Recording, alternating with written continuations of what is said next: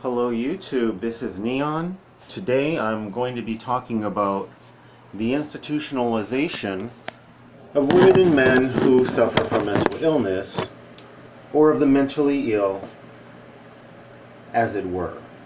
Okay.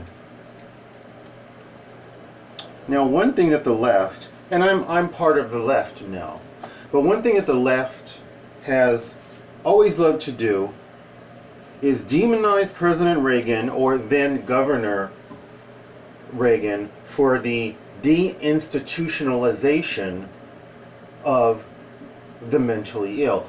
What I would simply like to say, human beings who suffer from mental illness. And I don't agree with that view. Now, people who are in public and suffer from mental illness, they make the public feel uncomfortable. All right? So, what does the public do? The public, our government, and sadly, the psychological and the psychiatric community have decided institutionalize them. That is an extreme. That is an extreme. Put them in an institution against their will, lock them away, throw away the key, get them out of our sight because they make us feel uncomfortable. When a person with mental illness has not committed a crime, they do not deserve to be locked away as a prisoner because they make people feel uncomfortable. Too often, we equate people who commit horrible crimes and senseless crimes as being crazy. It's the only time that the mainstream person in the public really is willing to acknowledge mental illness.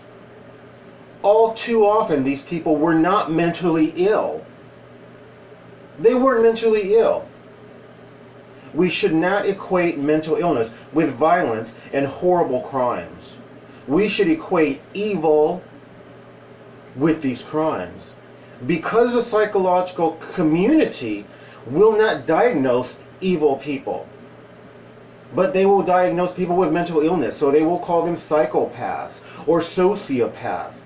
It's very easy to feed that way of thinking that's very mainstream in the public. Oh, he killed a bunch of people, he's crazy. She did this horrible thing, she's crazy. Yes, people who do horrible things should be locked away. The vast majority of people who struggle with mental illness are not violent, have not committed violence against anyone. All right?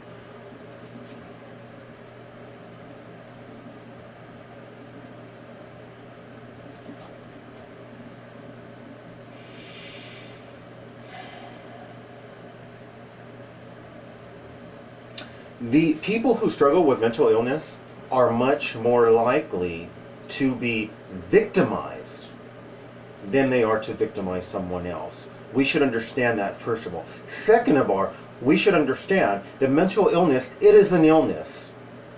People who suffer from illness, whether it be cancer, blood disorders, viral infections, need treatment. That treatment should not be lock them away against their will, like a prisoner who has committed a crime. People who suffer from mental illness don't deserve that. That is an extreme way for mainstream society to get rid of people that make them feel uncomfortable. You know, I was that mentally ill person who stunk profusely because I didn't take a bath for a month or a month and a half or maybe longer. I was that person who occasionally was talking to myself in public. I was that person who had panic attacks in public. And I was that person that made people feel uncomfortable. None of those things are illegal. And none of those things should result in me being forced to be locked away in an institution against my will no end in sight, and I can't get out, like a prisoner who has committed a crime. People who suffer from mental illness deserve better. We deserve better than that. Look at the history of the institutionalization of the mentally ill. And I say the mentally ill in quotes because we want to dehumanize people who struggle with mental illness. So we say the mentally ill, the homeless. Look at the history of institutionalization. Frightening and horrifying. Forced to take drugs, tortured, murdered, neglect, rape, worked to death. The treatment against people who struggle with mental illness has been horrifying. That is why they stopped institutionalizing people with mental illness, because they saw that quite literally, well, it's not that bad of an example. In many of these institutions, it was like a concentration camp. People were dying because they were treated as garbage. That is why they stopped the institutionalization of people with mental illness. So when liberals, progressives, which I am, want to try to demonize Reagan, or want to try to look at a homeless person and say, that's what happens with the Republicans, they stopped the institutionalization of the mentally ill. You want that person who's digging in the trash taken off society and put and locked away because they make you feel uncomfortable. And they've done nothing wrong. Digging in the trash does not break the law. You know? Very, very serious about that. This is what they've done with people with Down syndrome.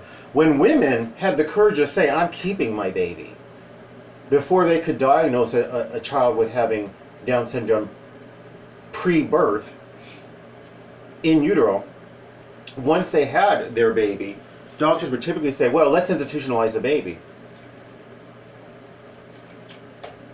As time passed, women begin to say, no, I'm going to keep my baby.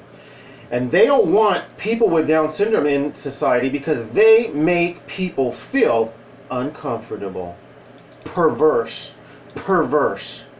And for people who may have good intentions, like the woman who says, the Republicans stopped institutionalization of mentally ill, that's why that guy's digging in the trash. It's terrible, those Republicans. They may or may not have honest intentions, but what they do serves to destroy another human being. What is my view? I believe that we need to pay for housing for people who struggle with mental illness, period. We need to pay for housing. We need to give a government stipend to people who struggle with mental illness and cannot take care of themselves. Institutionalization is more expensive. The treatment of people with mental illness in these institutions where there's no end in sight, they can't get out, the treatment has proven to be horrifying. People are treated worse than animals, worse than livestock. They deserve better. So that is an extreme to me. Institutionalize them, put them in a mental hospital and lock them away. I never said that. I never said lock them away. I just said that they need help. What you said is tantamount to that very thing. It's the same thing. Lock them away against their will like prisoners. Okay? People need to get to know people with mental illness and ask their opinion. The opinion of people with mental illness. People who are struggling with mental illness have committed no crime. They've committed no crime. Evil people commit crimes. Evil people commit heinous acts. Most of these people are not mentally ill. Mentally ill, people who are mentally ill are preyed on much more often than they will ever harm anyone. People with mental illness do not deserve to be institutionalized against their will. Short term, yeah. Yes. You know, I had myself institutionalized for 2 brief periods because I couldn't cope with even being in society. And it was helpful, but it was more helpful knowing I was going to get out because I had not committed a crime. You know, I was very much in danger of committing suicide because I couldn't cope. mentally ill people are not stupid. When they're put in these institutions, they know they're being locked away against their will. They don't want to be forced to take medication. They don't want to be tied down, electrocuted, given lobotomies, which are now illegal, thank God, and have a million other terrible, horrible, awful things done to them because they have mental illness. They don't want to cooperate with that, and they should not be subjected to that kind of treatment. They should not lose all of their rights. That's what happens in these institutions. That's why I am against the institutionalization of people who struggle with mental illness. I believe that Ethel Kennedy, because we all know that the Kennedys is powerful. They is powerful, and we know it. So don't try to deny it, because it's true, and you know it, because I said so.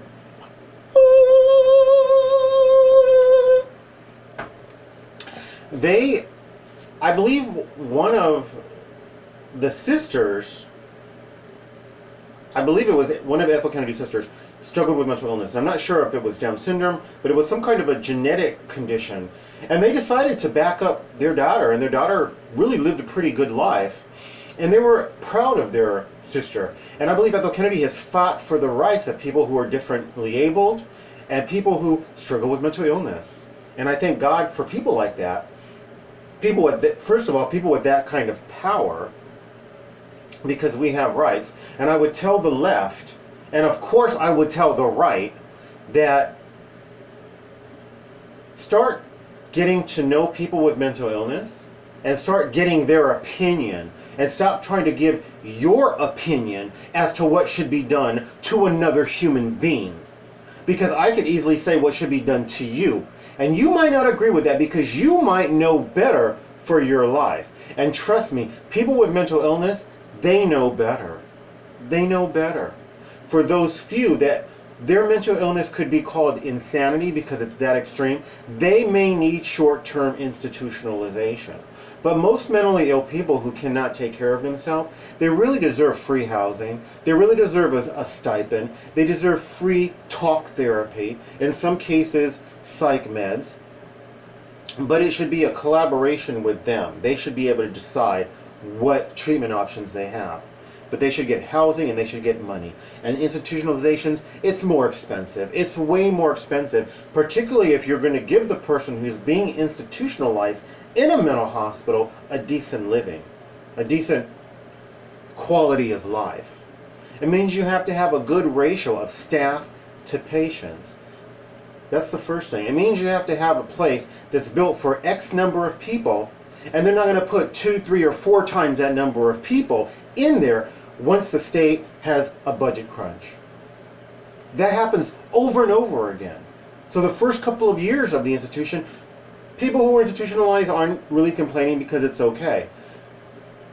The state has problems, financial problems. The government has financial problems and cuts funding.